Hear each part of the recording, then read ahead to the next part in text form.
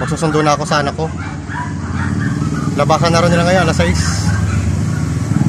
Pupuntahan ko muna. Hello guys, nandito na ako sa school. Kaya magsusundo na ako. Sarado pa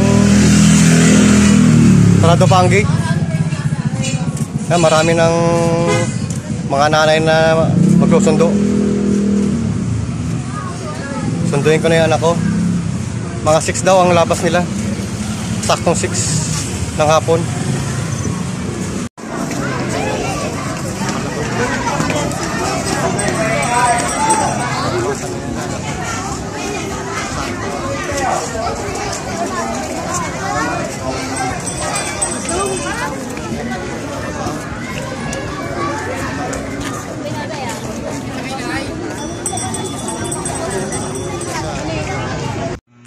Hello guys, nandito na kami sa bahay ng anak ko.